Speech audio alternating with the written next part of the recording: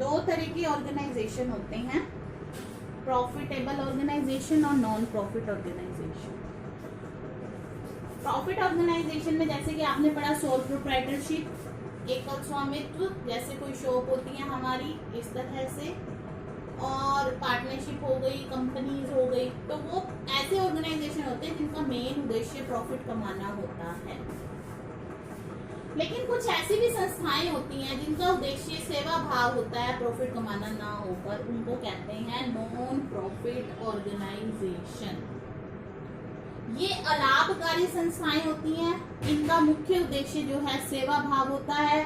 अगर ये व्यापारिक क्रियाएं भी करती हैं, लेकिन जो उनसे लाभ होता है वो सब वो है इसी के वेलफेयर में लगा देते हैं। इसके एग्जांपल है जैसे कि क्लब हो गया, टेम्पल हो गया, ठीक है, और जैसे क्लब हो गया, स्पोर्ट्स क्लब हो गया, टेम्पल हो गया, हाँ, चैरिटेबल हॉस्पिटल हो गया,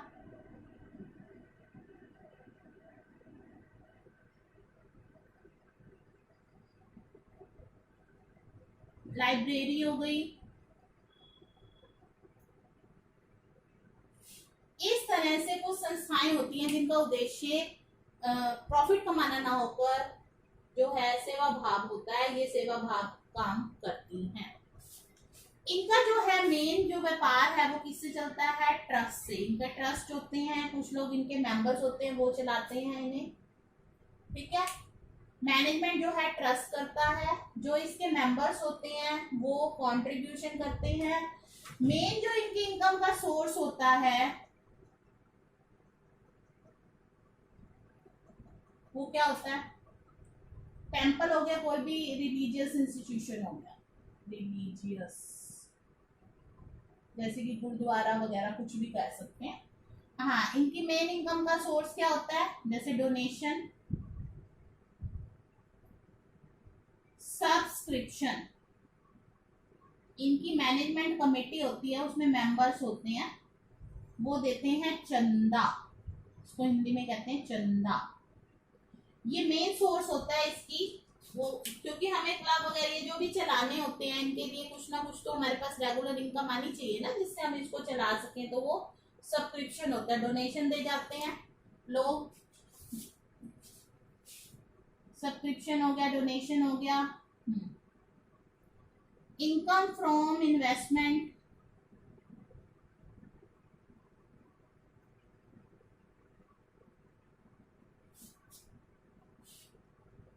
मेंबरशिप फीस, जो मेंबर होते हैं मेंबरशिप फीस पे करते हैं। इसके अलावा जो ये प्रोवाइड करते हैं क्लब की सर्विसेज हैं, अब आप क्लब में खेलने जाते हैं, ठीक है, स्नूकर वगैरह कुछ भी खेलने जाते हैं तो वो आपसे चार्ज लेते हैं। चार्ज वो उसकी लागत के बराबर होता है और वो उसी सामान वगैरह अरेंज करने में। स्पोर्ट्स क्लब है, खेलने जाते हैं तो इस तरह से वहाँ चार्ज लेते हैं वो आपसे। लाइब्रेरी जाते हैं, बुक्स वगैरह पढ़ते हैं तो वहाँ वो चार्ज लेते हैं। तो ये सब इतना ही होता है कि लागत के बराबर होता है, कोई उनका प्रॉफिट कमाना उद्देश्य नहीं होता। इनकम फ्रॉम इन्वेस्टमेंट, ये क्या करती हैं? जो भी पैसा आता है उसको आगे इन्वेस्ट कर दिया। जैसे कोई स्पोर्ट्स क्लब है, ठीक है, उसने एक होटल खोल रखा है, होटल में जो भी इनकम होती है स्पोर्ट्स क्लब में यूज कर दी जाती है, उसको सामान वगैरह अरेंज करने में, जो भी इवेंट ऑर्गेनाइज करना है, इस तरह से। तो वो इन्वेस्टमेंट से इनकम होती है। मेंबरशिप फीस, जो मेंबर्स होते हैं वो फीस देते हैं, तो इस तरह से ये इसकी इनकम के सोर्स हैं। तो नॉन प्रॉफिट लाभकारी संस्थाएं वो संस्थाएं होती हैं जिनका उद्देश्य लाभ कमाना ना होकर सेवा भाव होता है, ठीक है।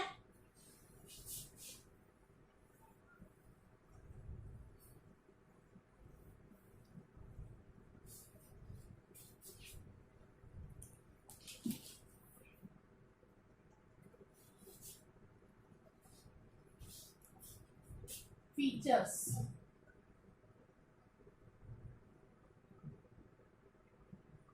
To render services,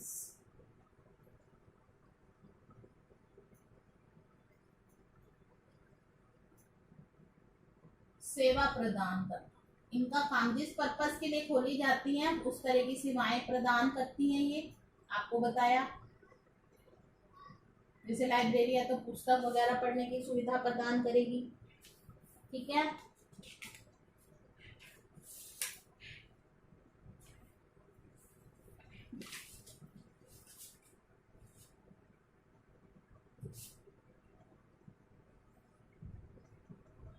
format,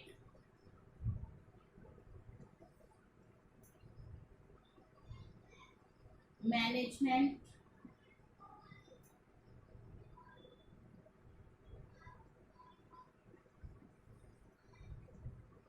source of income, ये जो मैं बता रही हूँ इससे आपको अच्छे से क्लियर हो जाएगा इसके बारे में। कैपिटल,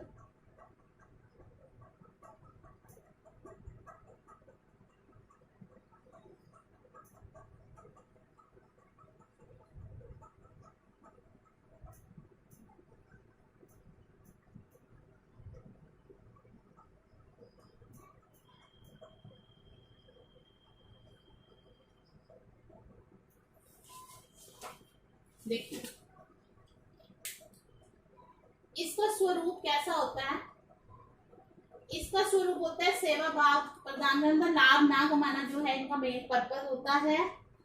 और सबसे पहले हम क्या करेंगे, टू रेंडर सर्विसेज, ठीक है। तो ये सर्विसेज प्रोवाइड करती हैं।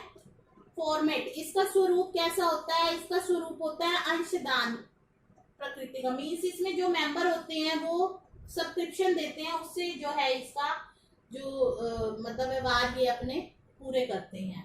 मैनेजमेंट, इसके मैनेजमेंट में जो लोग होते हैं वो या तो बहुत गिने चुने नामी गिरामी व्यक्ति जो होते हैं वो इसके मैनेजमेंट में होते हैं, जो इसका मैनेजमेंट करते हैं। जैसे डीसी वगैरह भी इसके मेंबर होते हैं या इनके चेयरपर्सन होते हैं। तो इस तरह से जो नामी गिरामी व्यक्ति हैं, गिने चुने व्यक्ति जो है इसके मैनेजमेंट में होते हैं और वो मेंबरशिप फीस देकर जो है उसमें इंक्लूड होते हैं।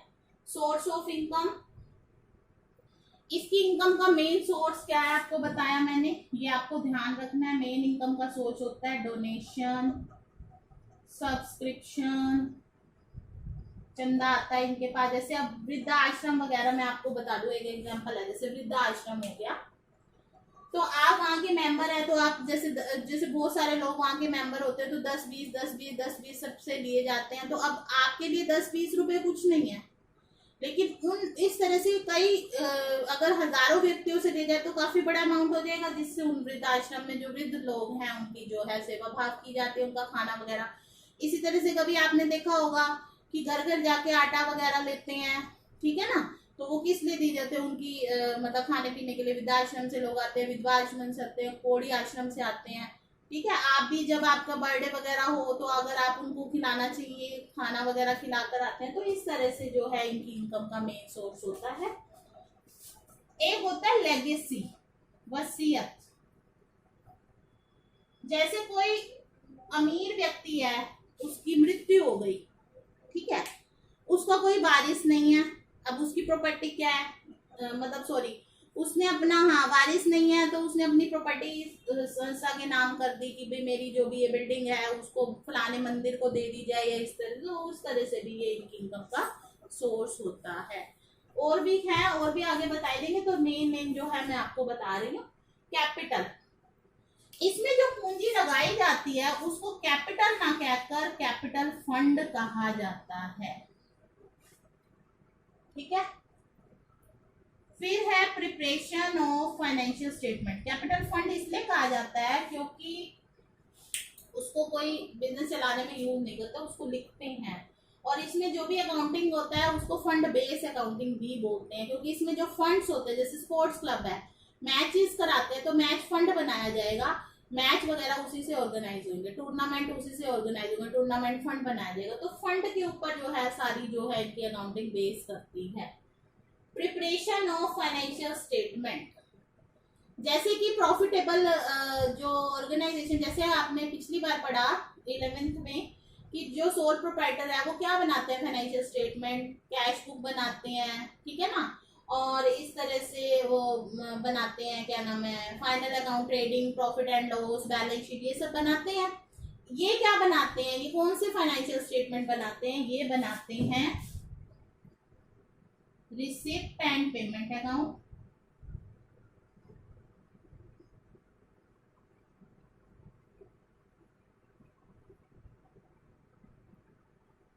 इनकम एंड एक्सपेंडिचर अकाउंट,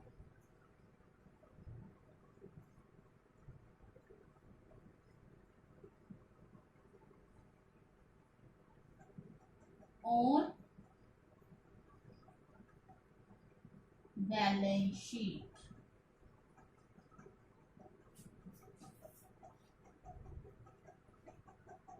ठीक है, तो ये जो है मेन इनके बताते हैं। बैलेंस शीट आपने कर रखी है, एसेट और लायबिलिटीज, फिर भी बताया जाएगा format. Receipt and payment account क्या होता है? रिसिप्ट एंड पेमेंट अकाउंट जो होता है बेटा, वो होता है कैश बुक की तरह, एक तरह से कैश बुक की समरी है। कैश बुक बनाने के बाद जो है वो ये बनाया जाता है।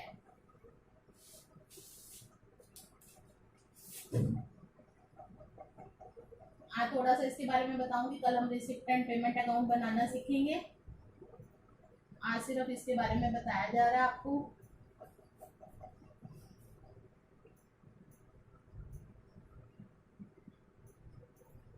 जैसे कैश बुक बनाई जाती है, आपको याद होगा कैश बुक कैसे बनाई जाती है, वैसे ही रिसिप्ट एंड पेमेंट अकाउंट बनता है।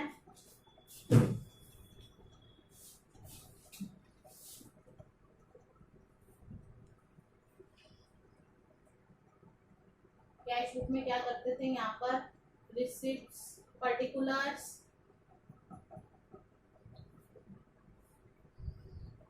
डेट, एलएफ, वाउचर नंबर लेते थे, वो मैंडेटरी नहीं है।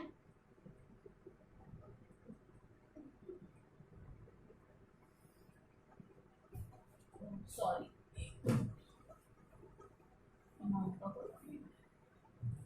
सिंगल कॉलम ही बना के दिखा रही हूँ आपको। Date, particulars,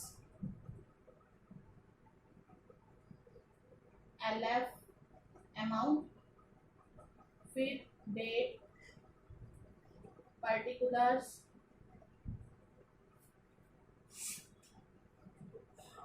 LF, amount. ये क्रेडिट साइड है, ये डेबिट साइड है। जो रिसिप्ट होती थी हम टू के साथ यहाँ लिखते थे, और जो पेमेंट होती थी वो यहाँ लिखते थे। यही था ना फॉर्मेट, याद आ गया होगा आपको। इसी तरह से यहाँ पर रिसिप्ट लिखी जाती हैं और यहाँ पेमेंट लिखी जाती है। एक बात और बता दूं, जो ये अकाउंट बनाए जाते हैं कैश बेसिस मेन बेस होता है रिसिप्ट का, कैश बेसिस। और जो ये होता है वो क्या होता है, real account. Debit what comes in, credit what goes out, ये चीज आपको याद रखनी है। जितनी भी रिसिप्ट होती है, कैश रिसिप्ट, दो तरह की रिसिप्ट होती हैं, कैपिटल रिसिप्ट, पूंजीगत प्राप्तियां कल बताएंगे आपको, और रेवेन्यू रिसिप्ट।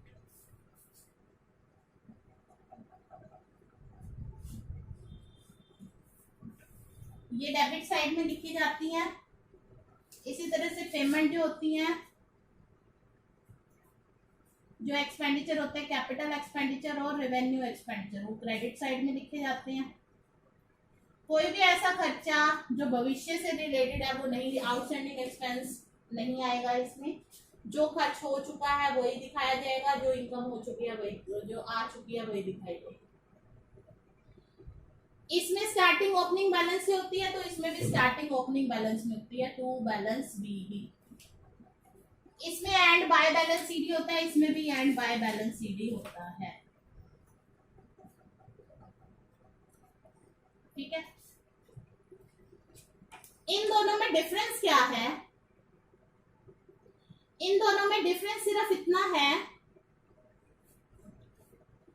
ये जो है डेट वाइज यानी कि डे वाइज बनाया जाता है, ये डे वाइज नहीं बनाया जाता। जब कैश बुक बन जाता है ना, इसी की समरी को इसमें यूज किया जाता है। ये इसकी समरी है। रिसिप्ट एंड पेमेंट अकाउंट होता कैश बुक की तरह है, इसकी समरी है। इसमें एलएफ कॉलम होता है, इसमें एलएफ कॉलम नहीं होता। ये डेट वाइज बनता है, ये डेट वाइज नहीं बनता। ये इसकी समरी होती है। ठीक है, वैसे ये दोनों सेम है, ये भी कैश बेसिस पर है, वो भी कैश बेसिस पर है।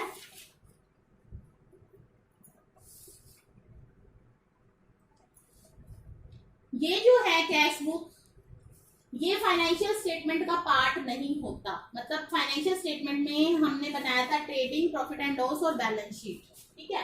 लेकिन जो नॉन प्रॉफिट ऑर्गेनाइजेशन है उसमें फाइनेंशियल स्टेटमेंट का पार्ट होता है रिसिप्ट एंड पेमेंट अकाउंट। तो ये फाइनेंशियल स्टेटमेंट का पार्ट नहीं है, ये फाइनेंशियल स्टेटमेंट का पार्ट है।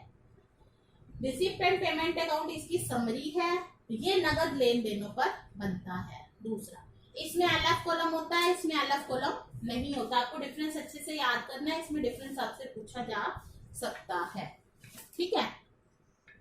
आगे समझ, तो इस तरह से आपने ये डिफरेंस करना है, इस तरह से आपने ये डिफरेंस करना है,